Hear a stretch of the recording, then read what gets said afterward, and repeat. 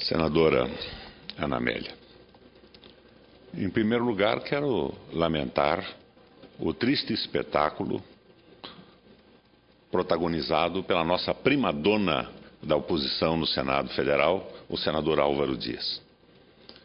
Não pretendi diminuir a sua administração quando fiz considerações a respeito da perda da capacidade tecnológica das empresas de arquitetura e de engenharia do Paraná e do Brasil.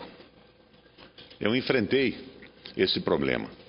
Mas a nossa prima-dona da oposição teve aqui um surto nervoso e, quando eu pensava que, ao utilizar a palavra, nós poderíamos reintroduzir aquele nosso inicial debate em níveis mais altos, conversando sobre o Brasil, como só ia acontecer, normalmente, a nossa prima-dona da oposição se retira do plenário e me rouba a possibilidade de levar a nossa conversa para um nível mais alto. Nas últimas semanas, senadora Ana Amélia, sempre às sextas-feiras, a representação brasileira do Parlasul, que eu presido, reuniu um grupo de ilustres brasileiros para debater a crise econômica global e seus reflexos nos países do Mercosul, em especial sobre o nosso país. Eu gostaria de debater com a prima-dona, a artista principal da Rede Globo, esses assuntos. Mas a ausência de Sua Excelência me leva à possibilidade exclusiva de um monólogo. Mas vamos a ele, então. Estiveram lá, na nossa reunião, economistas como Carlos Lessa, José Carlos de Assis, Dércio Munhoz, João Sixu, Márcio Henrique Monteiro de Castro, o embaixador Samuel Pinheiro Guimarães, o jornalista Mauro Santayana e o ex-ministro Ciro Gomes, com maior ou menor ênfase sobre um ou outro ponto, estabeleceu-se um consenso de que a crise chegou às nossas portas e não se trata mais de uma marolinha. E mais, as medidas que o governo federal toma agora, como a redução de juros, deveriam ter sido iniciativas tomadas há 4, 5 anos atrás, pois, se tomadas há mais tempo, estaríamos vivendo agora os seus efeitos benéficos. Quando a bolha financeira explodiu em 2008, a economia brasileira vinha bem. Crescia, em média, 4,5%. Nenhuma maravilha esse número, mas, sem sombra de dúvida, era um índice razoável. Como observou João Sixu, a crise surpreende o Brasil agora em um momento de defasagem da nossa economia. No entanto, se as medidas adotadas pelo presidente Lula à época foram eficazes no sentido de evitar que mergulhássemos na recessão, o Banco Central não abriu mão de sua política de taxas de juros elevadíssimas para a alegria de alguns especuladores e desalento para quem pretendesse investir na produção. Os juros eram extraordinariamente superiores à possibilidade de lucro em qualquer investimento produtivo. Nunca é demais lembrar que entre as medidas do presidente Lula estava a liberação dos depósitos compulsórios dos bancos para que eles irrigassem a economia com mais crédito. Os bancos viraram de costas para o governo e aplicaram os seus depósitos liberados não na economia, não no desenvolvimento, não no que precisava o país, mas em letras do Tesouro Nacional. E foram até mesmo elogiados por essas figuras carimbadas sempre disponíveis para dizerem bobagens nos jornais nacionais. Elogiados pela atitude prudente, responsável, de acordo com as recomendações de Basileia, e coisa e tal. Mas a que se devia fundamentalmente o ascenso da economia brasileira entre 2007 e 2010, com exceção óbvia de 2009? Ela cresceu, na média, entre 4,5% e 5%. Devia-se às políticas de inclusão do governo federal, sem dúvida, como a expansão do Bolsa Família, que só em 2009 incorporou 8 milhões de novos beneficiados. Devia-se à política de aumento do salário mínimo, incorporando sempre a produtividade em seus índices. Ao aumento da cobertura da Previdência Social, universalizando a distribuição de renda, pequena que fosse, país afora. A programas como o Minha Casa, Minha Vida. Devia-se à criação de novos empregos com carteira assinada, à expansão do crédito e ao forte aquecimento do consumo. Devia-se, sobretudo, à gloriosa e nunca suficientemente louvada República Popular da China e à sua pantagruélica, descomunal, insaciável capacidade de absorver commodities. Minérios, petróleo, carnes, grãos.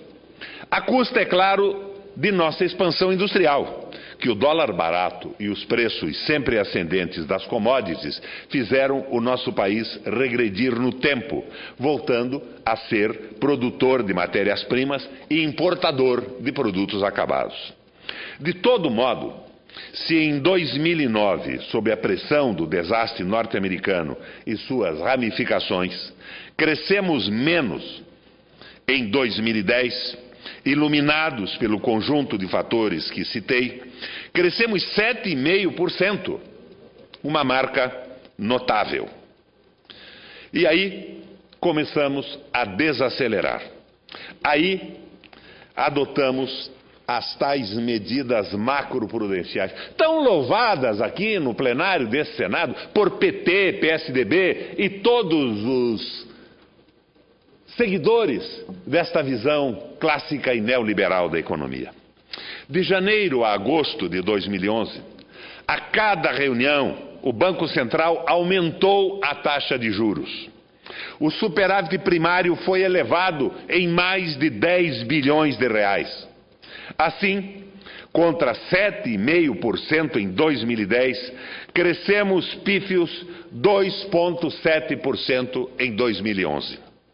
Como observaram os nossos palestrantes do nosso seminário do Parlasul, preocupado com a forte expansão em 2010, temendo a volta da inflação, o governo federal decidiu puxar o freio, fixando como meta um crescimento de 4,5% em 2011.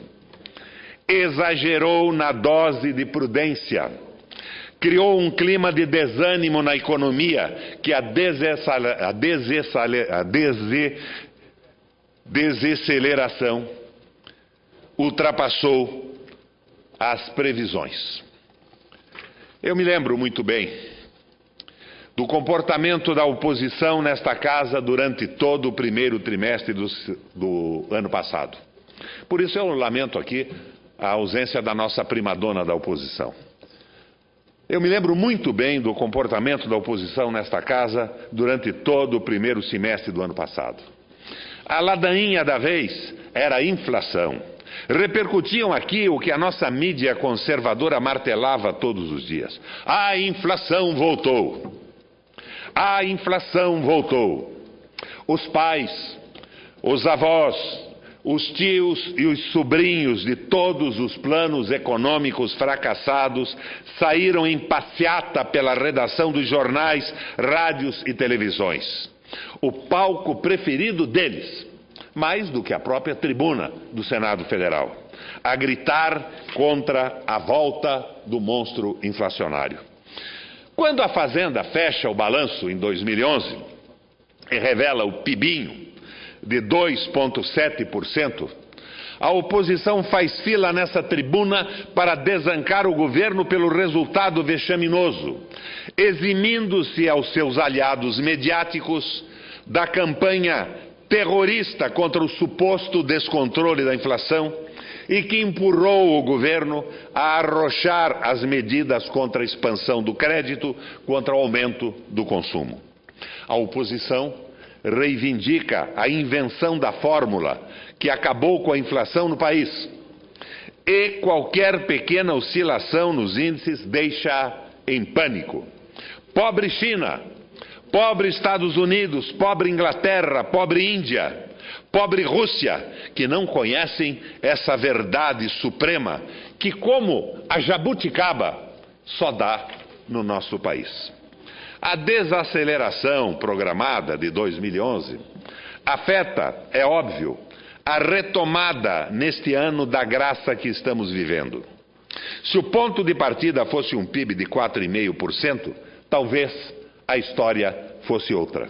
Vejam, há semelhança nas medidas tomadas agora com as medidas adotadas em 2008 e 2009 para enfrentar o desastre que então se iniciava.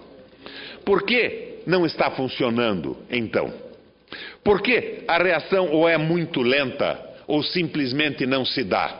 Se a Dilma faz o que fez o Lula e o Lula teve um resultado positivo e a presidente Dilma não está tendo o mesmo resultado. Porque entramos em uma fase descendente, senadora.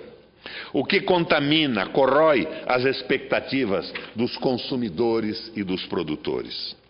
A redução das taxas de juros e a maior oferta de crédito não fazem girar com a velocidade desejável a roda da economia. Há uma boa dose de desconfiança com o que pode vir por aí. Os nossos economistas rebatem a alegação de que a redução das taxas de juros já não faz mais efeito porque os brasileiros estariam altamente endividados. Nem tanto. Nem tanto, não há tanta dívida assim. João Sixu, por exemplo, alerta que houve um ciclo recente de demanda de bens duráveis. Quem comprou geladeira, fogão, som e carro em 2009 não vai trocar tudo em 2012. Não é assim que se comporta a emergente classe C, apresentada recentemente ao maravilhoso mundo do consumo de bens duráveis. Ela ainda está saudando as longuíssimas prestações com o primeiro carro da família e não vai querer trocá-lo tão cedo, assim como não tem por que substituir tão já a geladeira, o fogão, a televisão, o novo aparelho de som. Além do que, senhoras e senhores senadores, estão jogando nos frágeis ombros de nossa classe emergente, nossa nova classe média, responsabilidades muito acima de suas forças. Estão querendo que boa parte do consumo de bens duráveis no país recaia sobre famílias cuja renda mensal mal ultrapassa os R$1.000 ao mês. Nesse país campeão interplanetário de concentração de rendas, de desigualdade social, querem que os pobres sejam os salvadores da lavoura. A contenção do consumo, acrescente-se a contração chinesa. A China não cresce mais a taxas siderais. A China já não consome commodities com a voracidade insaciável de antes. A China olha pela janela e vê a desconjuntada banda do capitalismo financeiro passar sem qualquer intenção de segui-la. A China põe o pé no freio e desarranja as economias do Brasil, do Chile, do Peru, da Argentina e de quem mais seja exportador de produtos primários. Como diz o professor Décio Munhoz, acabou o milagre chinês. A reversão da demanda sobre as commodities afeta a todos nós. É mais um mundo de ilusão que se vai. como se foi o mundo que sustentava a base de crédito fácil às famílias, o mundo em que a especulação financeira dava ganhos extraordinários e alavancava a construção civil e a demanda por automóveis. E nesta encruzilhada se encontra estacionado o nosso país. No primeiro semestre do ano, o nosso PIB cresceu apenas 0,2%. Um verdadeiro desastre. Pelo jeito, vem por aí mais um PIBinho. Um PIB insignificante que compromete o projeto nacional de desenvolvimento. E que empresário anima-se a investir com um acréscimo do PIB tão reles? Todo investimento público ou privado, especialmente o privado, faz-se sobre pressão da expectativa da demanda. Com um crescimento de 0,2%, que expectativa de demanda, senador Paim, se cria? Esse modelo, se é que podemos chamar de modelo, esta mediocridade, este modelo que se baseia no dólar barato, nas exportações de matérias-primas industriais e agrícolas e na importação de produtos acabados, trouxe como mais uma de suas funestas consequências a desarticulação da incipiente integração dos países que se reúnem no Mercosul. Como as commodities atingissem preços jamais imaginados, a integração regional desapareceu da agenda dos governantes do Mercosul. Desinteressaram-se completamente. O Mercosul sumiu dos discursos da presidente Cristina Kirchner e da presidenta Dilma Rousseff. O Parlasul, o parlamento do Mercosul, não se reúne faz mais de 1 ano e meio. A admissão da Venezuela com o seu fantástico PIB de 300 bilhões de dólares arrasta-se no Senado paraguaio e não se vê da parte do quarteto fundador empenho para quebrar esta resistência. Ao mesmo tempo, a indicação do embaixador Samuel Pinheiro Guimarães como alto comissário do Mercosul delonga-se na nossa Câmara Federal há quase 1 ano, sem qualquer justificativa para a tardança e sem qualquer esforço do governo para resolver o impasse. Se o governo tem confortável maioria no parlamento, por que não desata de uma vez esta amarra? Agora que os ovos de ouro da galinha chinesa escasseiam, será que vamos começar a olhar para os nossos vizinhos e eles para nós com um pouco mais de atenção? A ideia da integração latino-americana precisa ser retomada. Se incluída a Venezuela, somos um mercado com mais de 280 milhões de pessoas e um produto interno bruto que alcança quase 3 trilhões de dólares. Isto sem considerar a zona de influência do Mercosul, que engloba praticamente todos os países da América do Sul. A saída da crise não está longe daqui, está aqui mesmo. E não se trata apenas de elevar a tarifa externa comum, a TEC, como propõe a Argentina. Precisamos ir além. Precisamos de um projeto de desenvolvimento do Mercosul. Um projeto para o Brasil e a Argentina, os 2 principais países do bloco, e que contemple os interesses do conjunto. E neste conjunto, a presença da Venezuela é vital. Da Venezuela e o seu produto interno bruto de 300 bilhões de dólares. A Venezuela hoje precisa de tudo. Industrialmente, a Venezuela apresenta toda a sorte de carências. E vai suprir-se aonde? Externamente, nosso caminho é a retomada da reconstrução do Mercosul. Não há futuro para as aventuras solitárias, e muito menos há futuro para a vida de mascate de soja, café, ferro e petróleo. Se precisamos de um projeto para o Mercosul, é muito mais urgente, desesperadamente mais urgente, um projeto nacional. Exportar matérias-primas, importar produtos industrializados, cortar IPI e juros, expandir crédito e consumo, alargar o alcance dos programas sociais e de renda. Isto, me perdoa, presidente Dilma, não é projeto nacional, não é Programa Nacional de Desenvolvimento.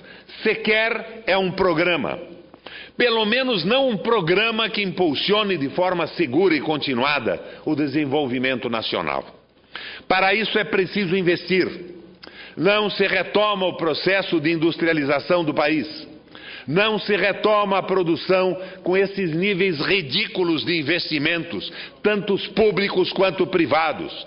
E se o governo não investe, a iniciativa privada também não investe, porque ela sempre espera um gesto, uma sinalização do governo. Resultado da inércia: o PIB deste ano pode não bater os 2%. Mas eu tenho uma proposta que nasceu desta série de debates que tivemos às sextas-feiras na comissão do Parlasul. É um ponto de partida para alavancar os investimentos. Vejam os senhores, a União entesoura recursos do superávit primário, patina nas licitações, imobiliza-se com as denúncias de corrupção, não cumpre metas. Os estados e municípios com dívidas impagáveis hoje e que ainda por séculos serão impagáveis, pouco, quase nada ou nada investem. Uma projeção que fizemos, suportada na redução de 5,5% da dívida real da década, nos leva à conclusão que estados e municípios precisariam dos próximos 200 anos para saldar as suas dívidas. As dívidas dos estados para com a União devem estar em torno de cerca de 460 bilhões de reais. Ela toda. Só no ano passado, os estados desembolsaram cerca de 29 bilhões e 500 milhões de reais para abater os seus débitos e ficaram com minguados reais para investir. A nossa proposta, urdida no seminário do Parlasul, é muito simples. Através de lei complementar ou medida provisória, a União estabelece convênios com os estados, libertando-os para que utilizem as parcelas da dívida que deveriam pagar para investir em obras de infraestrutura em custeio de atividades fins, não atividades meio, médicos, engenheiros, professores e obras de infraestrutura, reforma de pequenos postos de saúde, escolas, hospitais em todo o território nacional, irrigando desta forma a nossa economia. Quer dizer, os estados deixam de amortizar seus débitos e o valor desses débitos transforma-se em investimento. Com isso, movimenta-se o círculo virtuoso da economia. Investimentos condicionam demandas, empregos, consumo. Reativam-se desta forma plataformas industriais. Investimentos em rodovias, ferrovias, hidrovias, pontes, portos, aeroportos, hidrelétricas são a base indispensável para a retomada do desenvolvimento industrial.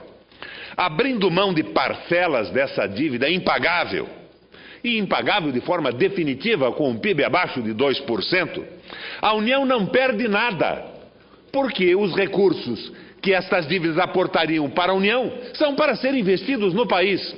Ela apenas está utilizando, diante da sua incapacidade provisória de projetar, de planejar, de fazer projetos de base, a capacidade de planejamento e investimento de 27 estados e de prefeituras importantes do país.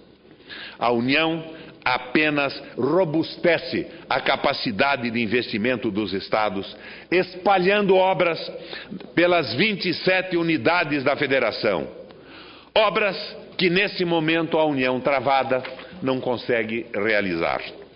Paralelamente, com concursos públicos para a contratação de engenheiros, médicos, professores, policiais, infraestrutura para a segurança pública, os estados fortalecem as suas atividades fim, equipando-se adequadamente para as funções de planejamento, como atendendo adequadamente à demanda da cidadania.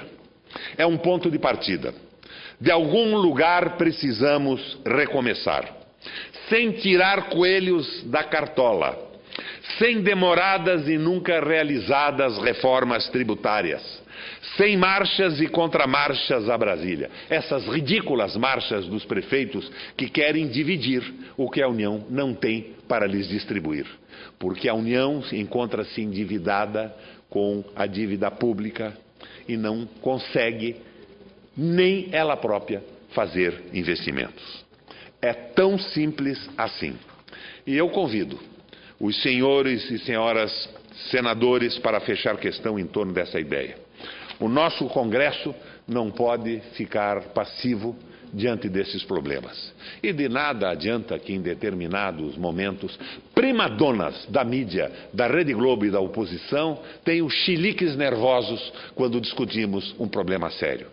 O importante é o país.